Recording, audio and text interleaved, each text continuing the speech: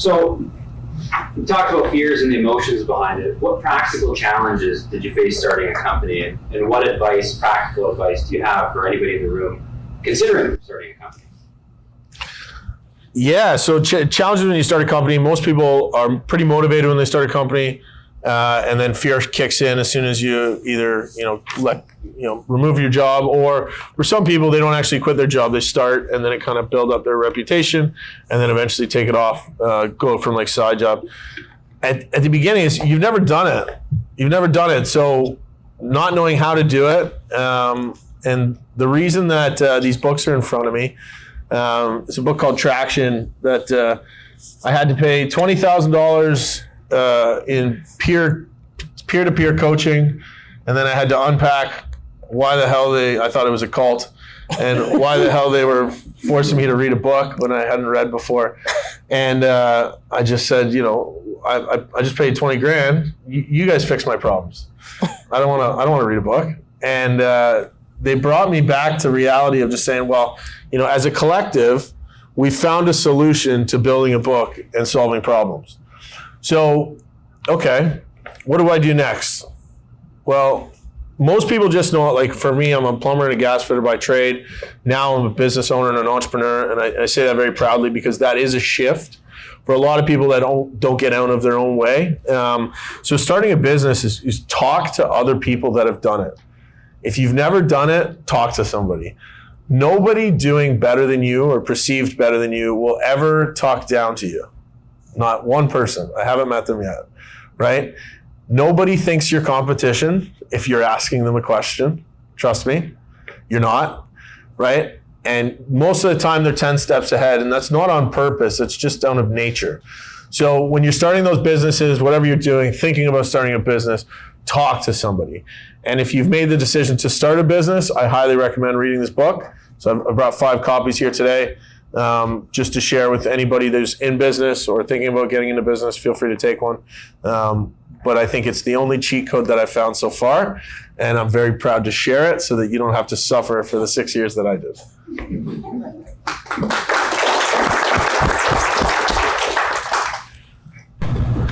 Wow, that was really well said, Dan. You took all my points. When it comes to starting a business, Dan truly did hit a lot of the points that most of you can probably relate with. He is right. Dan was the one that talked to me about EOS early on. Traction was a book that I had read as well. It is a great cheat code. He does what he says it's going to do if you implement it, if you do what it says. Early on in business, there is no playbook. You kind of have to go by the beat of your own drum. You have to go and be led with your core values, who you are as a character, and hopefully at the early stages you gain a lot of traction doing that. No pun intended. Good book. It's called Traction. Okay, guys, supposed to laugh on that one? It's called Traction. It landed better than my Ron Burgundy. Nice. Yeah, it's at the beginning of the starting the company. It's dive in with both feet, give it everything you've got. Understand that the people that love you, that you're surrounded with, are going to be a phone call away when you're prepared and ready. That was one thing that I think some people are worried about, is stepping away and driving all the way, like going all the way in. I remember doing, which sounds crazy even today because it's just an insane number, but 100, 120 hours a week I was open to close in my first business, and I did that every single day, 7 days a week for 2 years. Don't recommend it. I do not recommend it, but it was at that time. It applied to my lifestyle, what I had going on in my life, and I went all in. And as David said, that ended up earning me Franchisee of the Year across all of Canada for a top leading franchise. And it was that amount of effort that started to snowball, and that compounding effort kept bringing me new opportunities, kept bringing me into rooms with different people. And then I never stopped. That work ethic never slowed down. So give it your all and jump in with both feet. So we talked about starting a business, and there's always a lot said about entrepreneurialism. But there's also the concept of intrapreneurialism. And I was hoping you guys could maybe speak to that. And Jessie, I'm sure you have some particular insights, so perhaps we'll start with you. Sure. So just because you're in an existing company doesn't mean you can't have an entrepreneurial spirit. I think something that's said a lot in our office is treat the company like it's your own, make decisions like it's your own company. And actually, I think there's a lot of advantages because there's a bit of a stable environment that thrives on innovation. Like if there's a process or a procedure or product that you want to see through, do it. Do your research, try it out. But also you've got all these other experts in the company that you can rely on, and just meet with them, like talk it out. They're experts. They have lessons learned. That one idea that you have can probably snowball into something that's even better.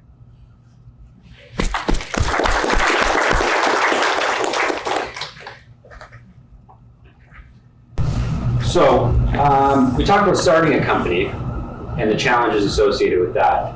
What are the challenges you face day to day keeping the company running after it's already been established? Yeah, it's a great question talking about that. And I think segueing into where do you want to grow? How do you want to grow? How do you set targets? I want to be huge. I want to be bigger. I want to be Canada-wide.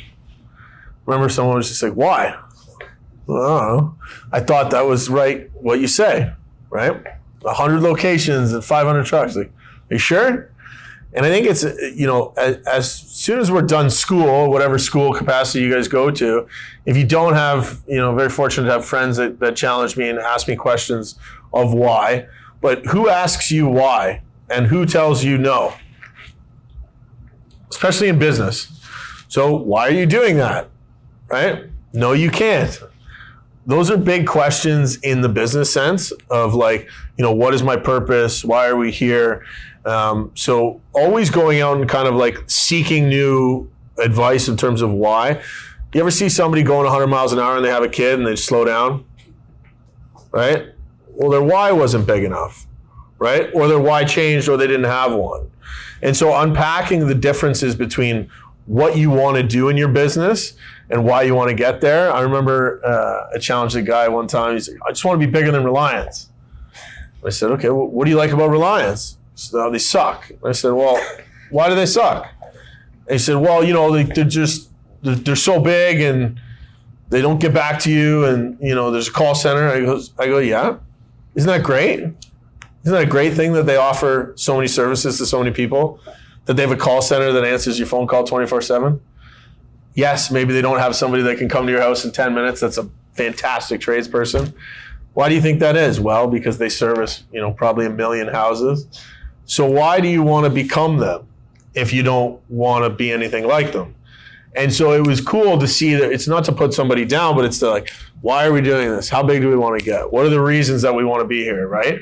And so finding out your why, I know that kind of can sound like a fluffy answer, but how big do you want to get?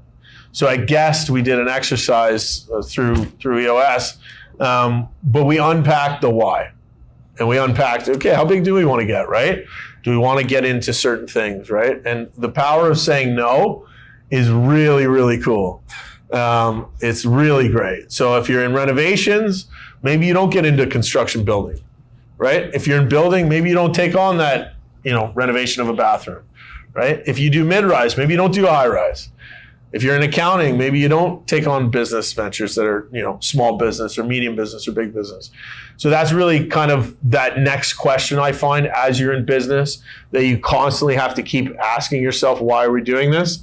Because if you don't, you end up doing a lot of stuff okay, instead of doing a couple things great, if that answers it. Yeah, definitely. Yeah. The question that was posed was like, what are the challenges that we still face with an established company? Yeah. For us, it was like, we've always been very ambitious. Dan touched on a couple of very good points. So for us, it was always goal setting. So it doesn't matter where we are in like our revenue or where we are in our goals, but we're always reflecting back on what we want, the reason we want it, and resetting the goals. I'll ask a question and see if anybody knows the answer, but do you guys know how do you eat an elephant? Have you ever heard of this? Anybody? One bite at a time. One bite at a time. So what we found was even with an established company, there's a laundry list of things that you want to get done that seem to go on a to-do list and then get crossed out, moved over, maybe never done. I had a coach one time say to me, you gotta make a list of some of the big important things, and then you gotta pick one of them and take 30 days to hyper-focus on that one item. Only that one item, push every other one to the side, and do that one thing right. And what you'll end up with after a year are 12 things that have changed the face of your company. These are 12 major items that you focused and hyper-focused on, because for us, we were getting process paralysis. We just had this laundry list of things that we had in front of us, even when we were established, that we wanted to get done, that looked like they were a priority, that got half-assed and never really got completed. So he's like, stop, look at your list, pick one thing and do it right. And as we started doing that, a year ago today, we are not the same company as we are today, like this day today. And it was because we were pushed to just slow down in order for us to inherently speed up the company, because we started completing the big tasks. So that was always a challenge, is just completing the things that are on your list and coming up with an order to do them.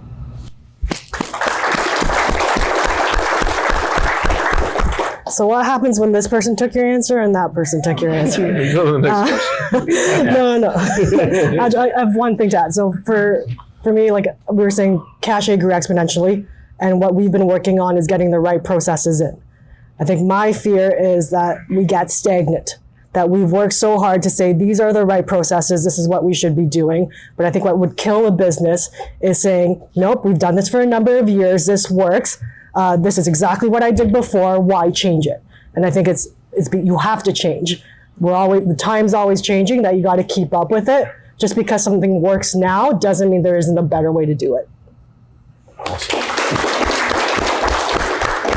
You all talked a lot about how others have affected you and your careers and your growth in business. So maybe if you could speak specifically to who your business mentors have been and what you've learned from them.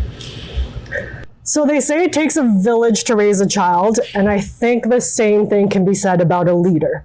I'm constantly meeting new people, and I would love to continue to meet new people that teach me new perspectives and ideas about business and honestly life in general.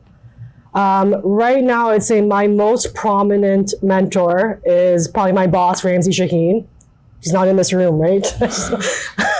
But I've always been a bit of a perfectionist. And in my interview, he said something that hit me right away, where he said, I want you to make mistakes.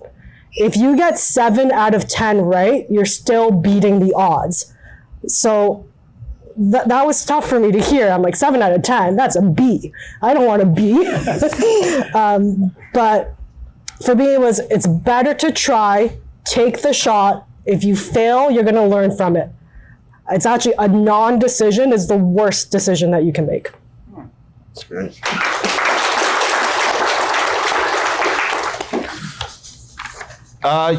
Business mentors. I'm more or less talking about who, but how. How is somebody a mentor to you? I find, especially in my early years, not wanting to start a business, I saw so many great things about my mentors, but also I picked apart like the things I didn't like. And I think that's a really important statistic to say, is this person a mentor for me to show me what not to do? Right? We've all had that, that boss that maybe yells. So one of the things we don't do at Guest is we don't yell. Hands up if you've worked harder after you got yelled at. Yeah, the old school guys in the car, right? Most people go, yeah, turn around and say, I'm going on TikTok. So understanding how do you want to be a leader and how do you want to, receive information. But for me, it was a big one. I was like, look at the things that I admire about someone, understand why that makes them who they are, and then also identify what you don't want to do, who you don't want to be, right? It sounds silly maybe to me, but one of the things I noticed was like grown men that talk poorly about their wives or their spouses. I cut them out of my life. They're no longer something I look up to. It's a quick identifier for me. If you talk poorly about the one closest to you, you're probably not going to talk great about me. We're working together in business. So those are one of my quick identifiers of like something that I don't look up to and I don't admire. Another one is talking about challenges, right? Somebody that gets caught in a problem instead of seeking a solution. We all need help getting out of those problems sometimes, but someone that kind of brings up the same problem time and time again and isn't doing anything, that is somebody as a mentor, because sometimes they're above, or whatever you want to say, above somebody, but something I do not admire. So it's a good thing to notify so that you can catch yourself if it ever happens to you.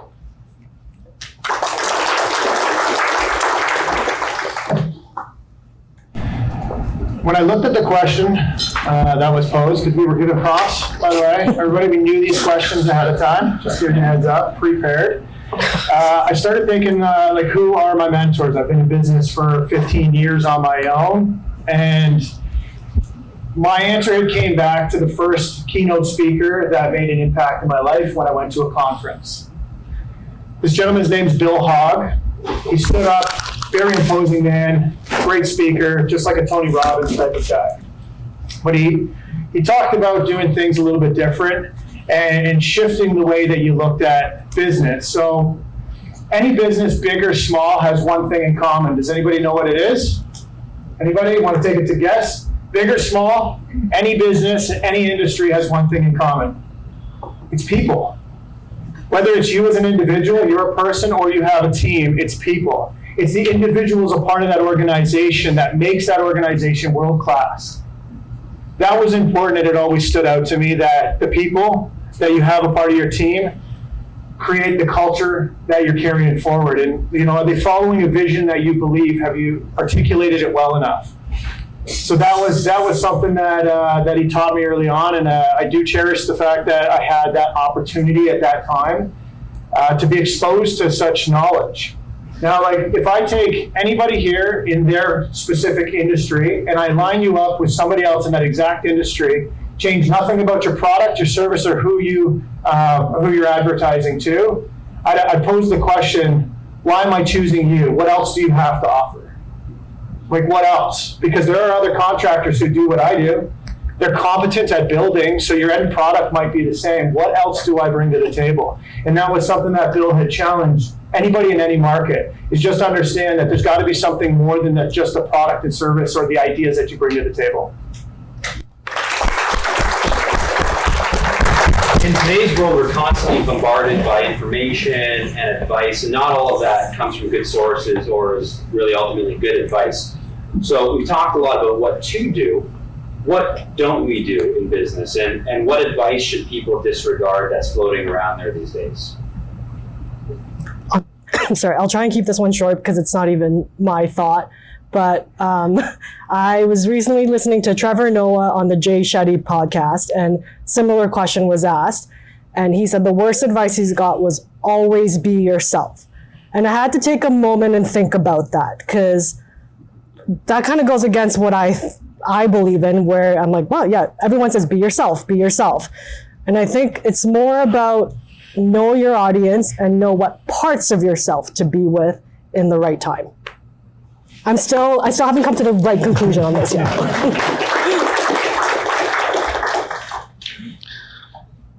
Yeah, I think if you're going out and seeking information, get 3 good options and then stop and just go. A lot of times people call it mental masturbation, but it's like you're over consuming so that you're not taking any action. So a lot of people talk about taking action. So for me, it's, you don't need 30 mentors, you need a couple. And for me, it's just take action. The best thing you can do for, I just wrote down, success is the gift. So, a lot of the times I've had some mentors that there's no way I'd be here without. And the best gift you can give them is success. Just succeed. So for them, it's about taking action. So my thing that would be to disregard is just disregard too much information. Pick a couple lanes that you agree with, and then find out what the action items are from the information that you've gathered.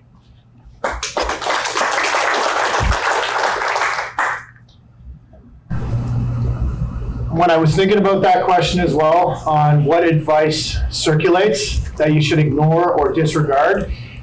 Very similar to what was already said, never change.